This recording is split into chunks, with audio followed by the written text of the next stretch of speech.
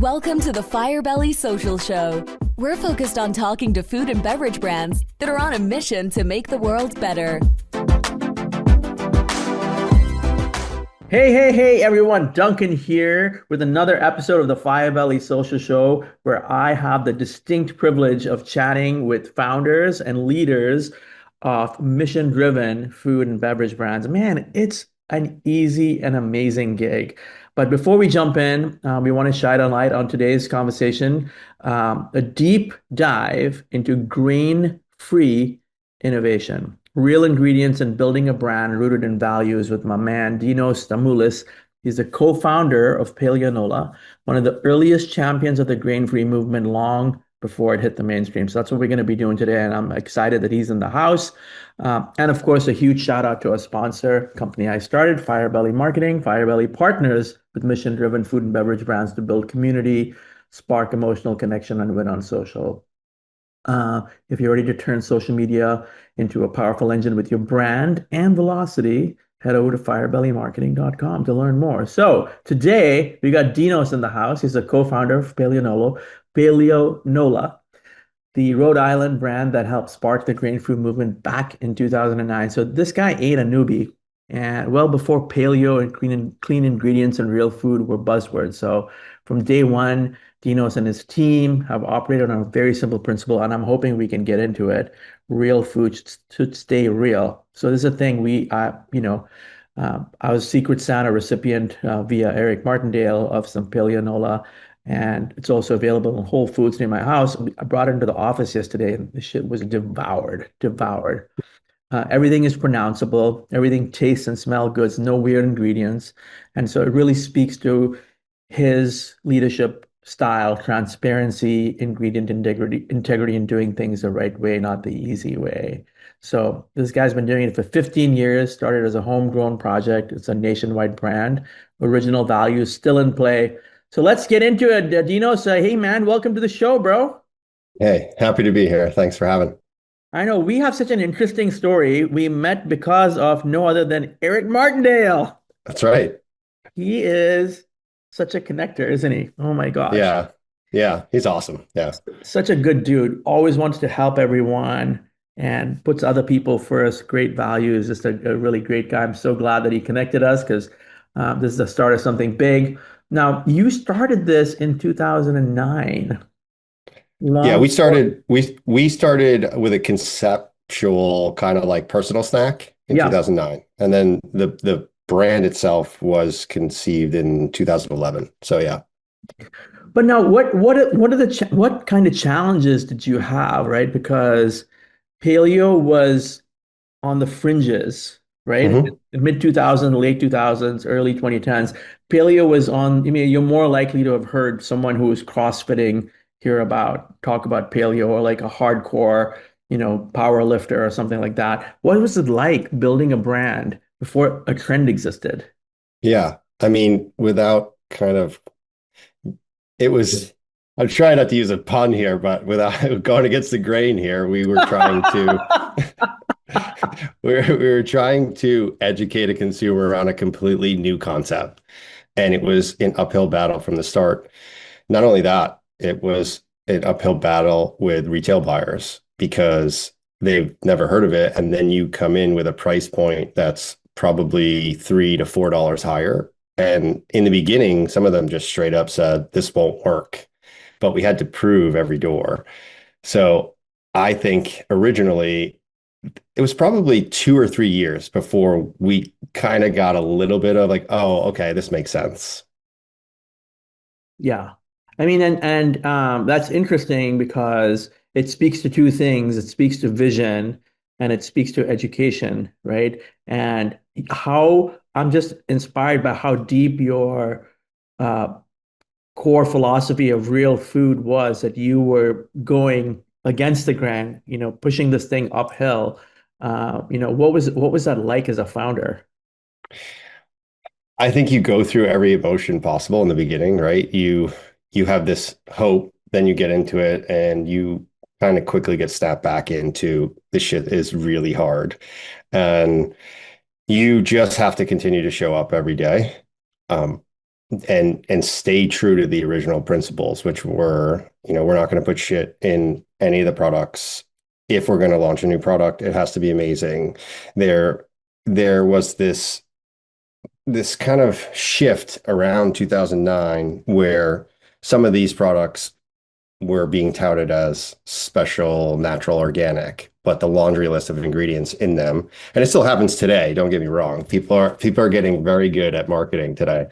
But we looked at it from the standpoint of, why can't we make something amazing that technically you could make in your house without having to go to a lab or have a scientist extract a bunch of stuff and boil it down to get the final product.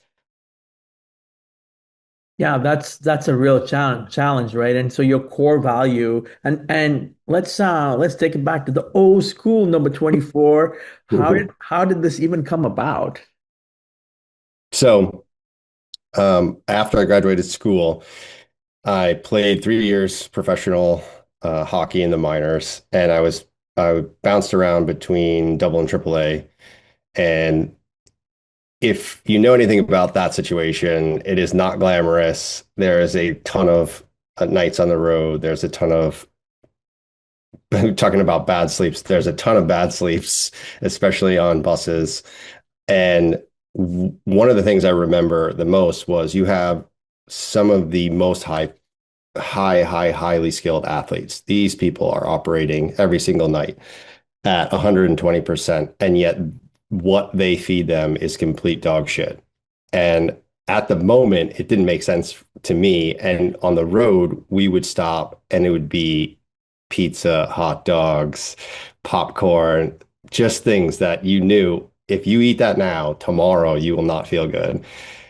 So it was a real challenge trying to find snacks. And eventually, this Paleonola was just a personal snack, because in between my first and second year, I changed my diet completely. I went from eating whatever to strictly eating grain-free to training majority in I did CrossFit for 13 years, and that was sort of the overlap evolution. And at the time, you couldn't find anything that would satisfy a healthy product on the road in a pinch, that you could was portable, that you could just throw back and go. And so that was sort of the original thing, was a personal snack. And then fast forward, I retire. I'm in this mode of, maybe I'll go work for somebody, send a bunch of resumes out. It's fucking crickets. And I ended up looking at this product thinking, we can make this a go. Like we could definitely make this a go. So the light bulb moment was this across the street from my apartment, there was this landscaping truck that showed up, and it was beat to shit. And the sign of the person that was their business, it was kind of like dangling in the wind, and it was rust all over the truck. And that was my moment of like, if this guy can make it work, I can make it work. So we ended up launching the product, and we said, we're just going to test it. We're going to launch it at a farmer's market.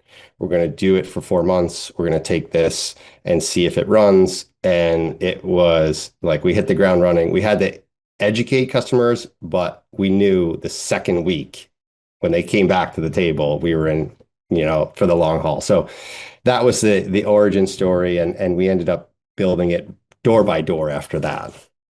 That's amazing. Door by door.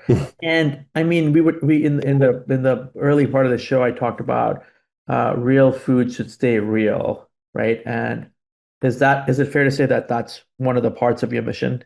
Yeah, for sure. I mean, it it's one of those things with a company. You always look at mission, vision, and values, right?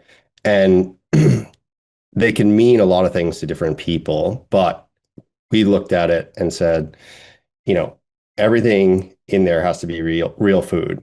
And not only that, we took it a step further. That was, the natural industry likes to play these games with, it's of natural origin, which is complete bullshit.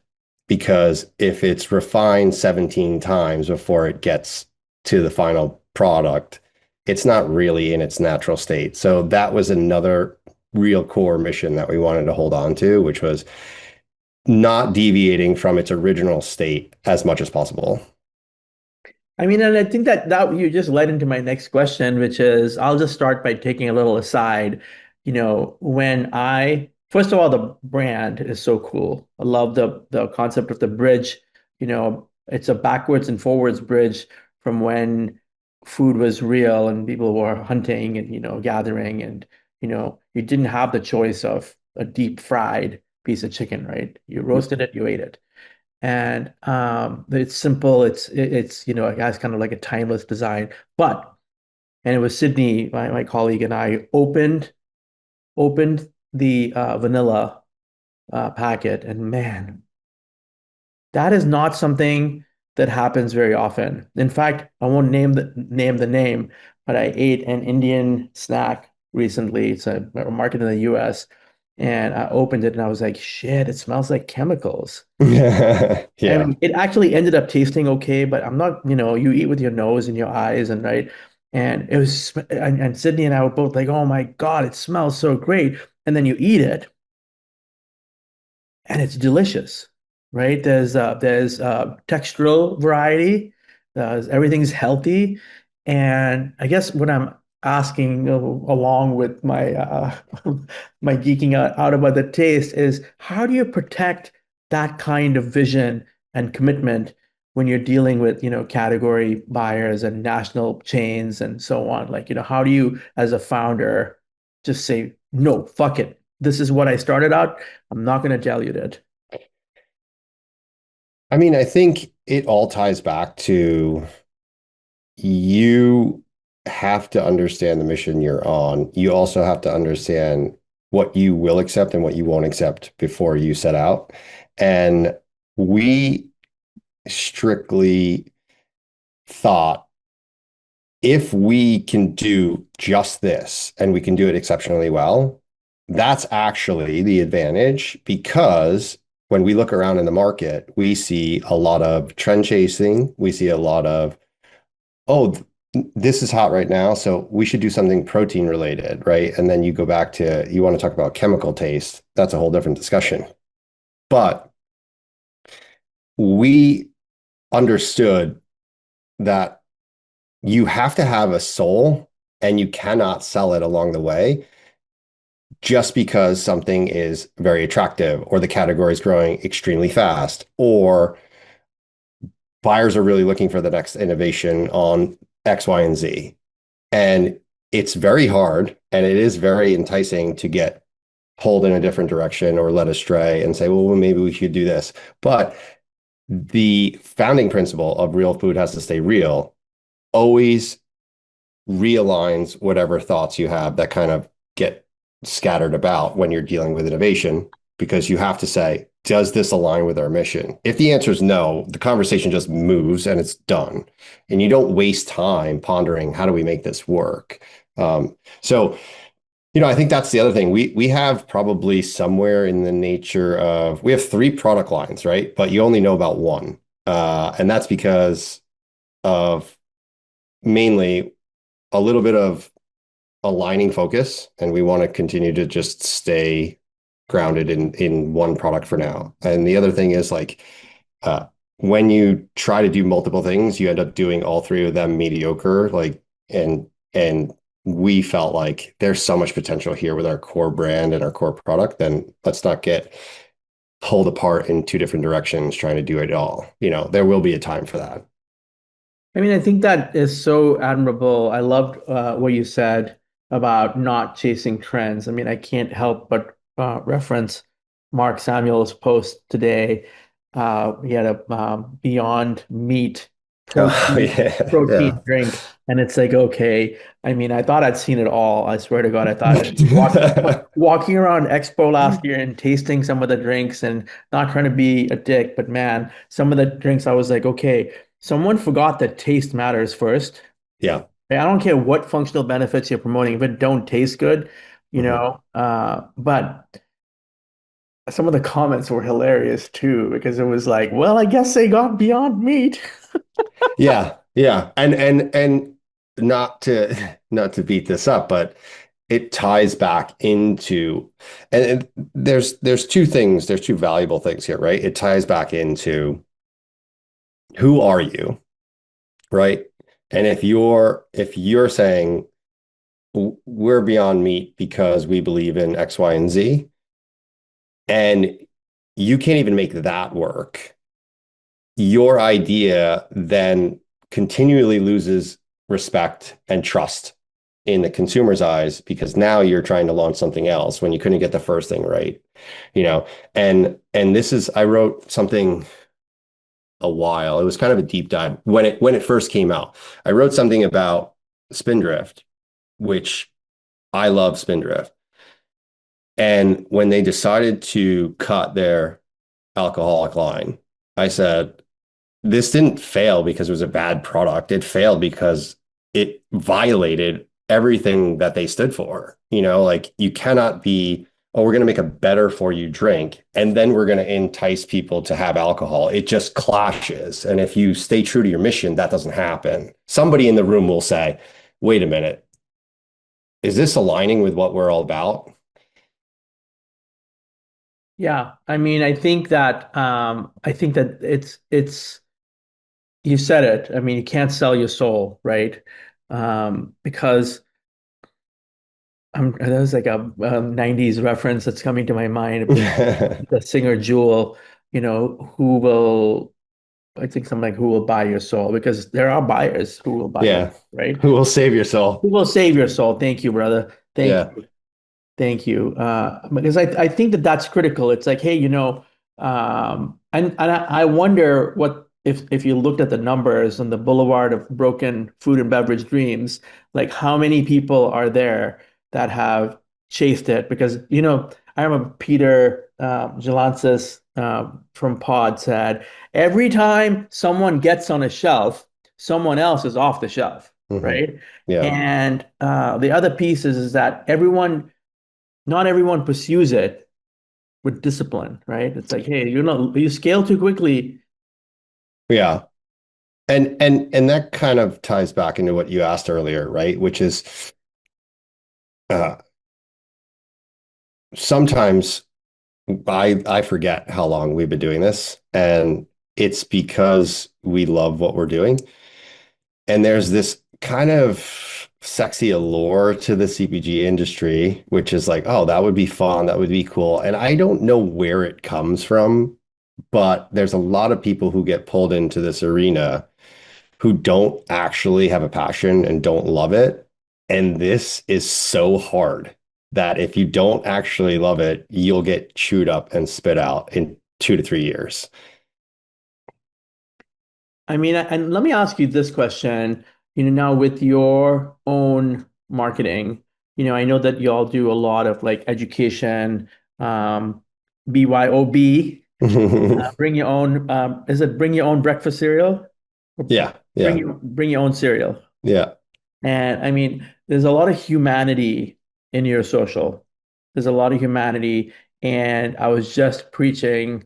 I'm not a padre, but I was preaching about how, and I've been saying this forever, authenticity, authenticity, authenticity, authenticity. There's so many people, even just founders on LinkedIn, man, it's like if I have to see another professionally, AI comic book style or like the perfect pictures, it's like we need connection, right? We need Yeah. connection. We need to see imperfection to make it real sometimes. And you're still involved with the social. Hmm. Yeah. Yeah. Yeah. So you learn things over the year. We've done a ton of different things. We've tried a bunch of things, which is one of um, the fun things that, do you familiar with James Clear from Atomic Habits? Yes, of course. Yes. Right. So he had this brilliant thing that I read recently, which was this notion of hats, haircuts, and tattoos. And so when you make decisions, you have to ask yourself, is this a hat decision? Which, if it goes bad, I can change it tomorrow. is this a haircut decision, which if it goes bad, it's probably going to be a little bit of pain for about 6 weeks until it grows back, and then we can move on. Or is it a tattoo? This is a permanent decision that, like, if it goes wrong, we're screwed. And we somehow, after the first, I would say, 10 years, landed on that sort of theory, which was we have to understand what the ramification of us saying yes to this is, because it's not only time and resources, it's if it doesn't go well, then we wasted 12 months of energy on something that we could have been saying yes to, right? And the thing that I learned as an entrepreneur after probably 5 or 6 years is you only get a couple swings a year. And you just have to really say, like, is this a swing I want to take? And as far as socials go, we've tried a bunch of different things.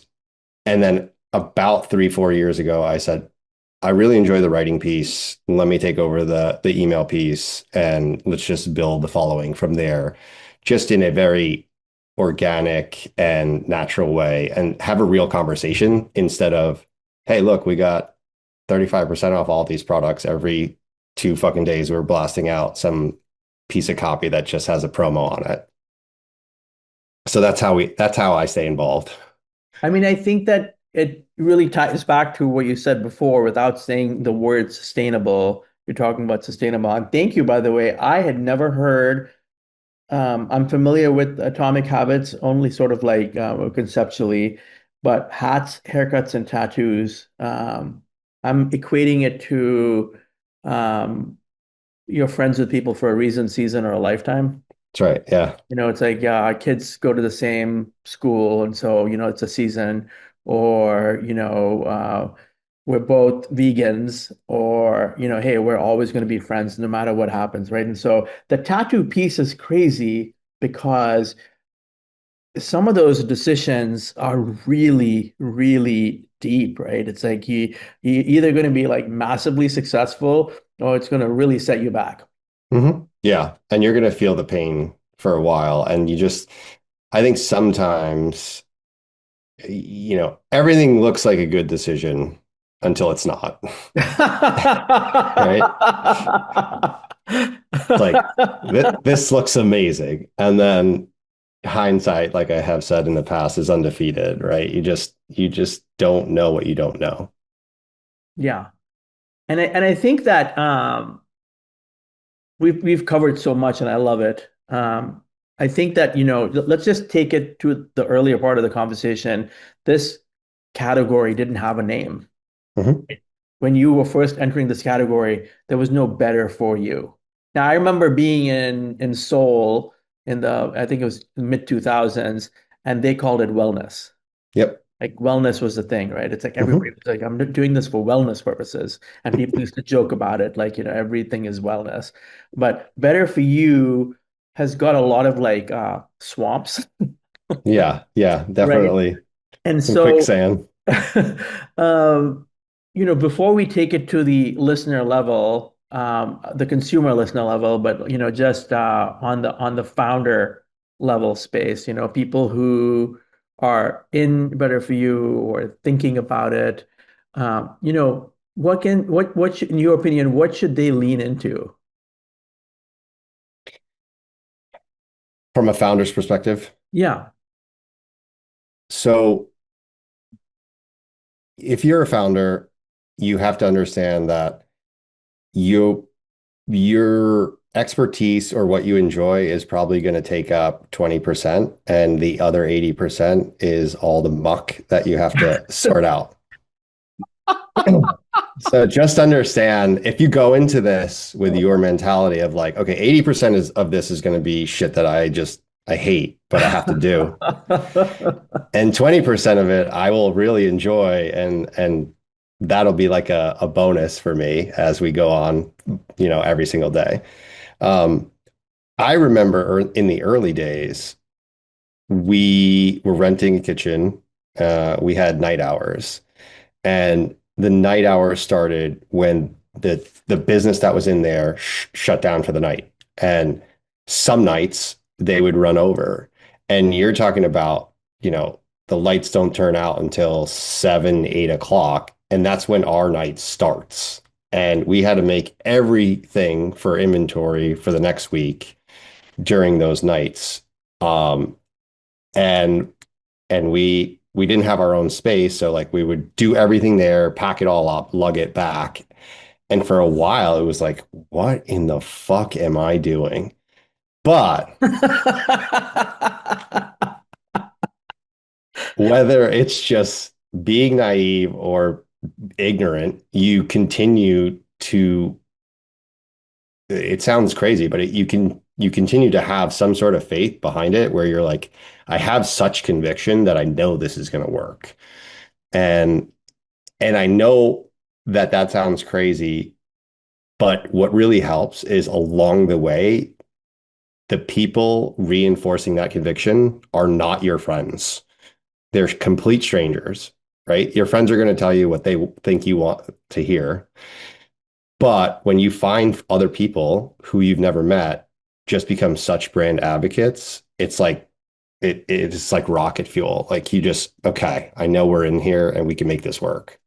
That's amazing. And one of the things I know that you pointed out when we were getting ready to do this, you said that, what would make it a win for you? And you said helping even one person would make this a win. And first of all, dude, thank you for making the world better and not giving up. It's like Absolutely. founders don't get enough, praise for what they do. It's such a difficult journey. You nailed it. I started laughing because I'm like, I'm 20 something years into doing my own thing. I'm trying to think, 19 years of doing Firebelly with employees, you know, 10 years, 11 years of doing it as pure social. And there are so many days where I'm like, God damn it, why am I doing this shit, right? And it's like people will laugh. It's like, hey, why are you taking the trash out? I'm like, because the cleaning people are not coming today. Yep, Right? exactly. I'm gonna take the trash out, or Yep. and learning to stay in my own lane has been a really great thing. It's like, Yeah. people do what they do, but I think I'm sorry, it's a beautiful topic and I got lost in it. But you said that about helping even one person, right? Hmm. And I feel like, shit, I'm getting to know you. I could answer the question for you, but I want to hear it from your perspective, like what is something that someone's a bit lost on their food journey? They're tempted to eat Chipotle on a good day, and Hmm. they're more likely probably eating, Chick-fil-A on a bad day, right? Hmm. And so they're not even touching the real food. Yeah. Yeah. So and it's funny that you say this because it takes me back to 2008. And I was listening to a nutrition seminar back then.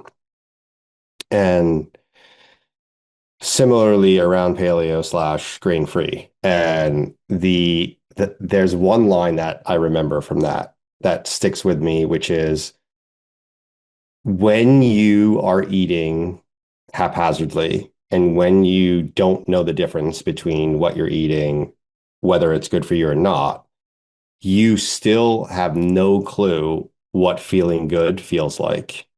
And Amen, brother. everything Amen. is just clouds. Amen.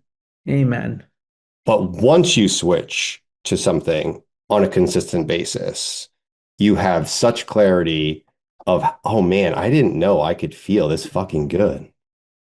And that makes the wrong decisions even more painful. Yeah. I mean, I'm a zebra striper when it comes to alcohol. And so I drink a lot of non-alcoholic beverages. And that is a whole nother topic we have to get into another day. It's like, hey, if you got THC in there, how is there no buzz? So anyway, another day, another day. But so I'll have drinks on some days, I'll not have drinks on other days. But when you start recognizing how good you can feel with one drink or two drinks, the day you have the third drink, your sleep architecture is all jacked up. Yep. You start eating, meat, for example, from the farmer's market, and the taste, right? Hmm. It's like wow, chicken has a taste. Yeah. Yeah.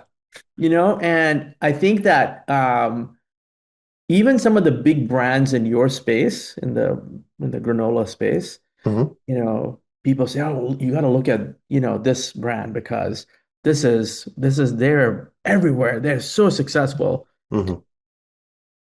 We went and bought some, right? And it's a pretty packet, and you eat it. First of all, it don't taste so good. And I think that you're right. It's like when you know the difference. So I guess to recap your advice is take a risk. Hmm. You have to give it an honest shot, right? And I always say to people, right, if you're looking or you're thinking about like venturing into this healthy lifestyle, you have unlimited upside, right? And it's very hard to say, I'm going to eat today, right? And make a little credit card deposit on my health today so that I can cash in 40 years. Nobody likes to do that. We like the instantaneous 1 click, 2 hour delivery, give me sugar, give me everything you can. And let me get that special jolt and spike now so I feel great now, right?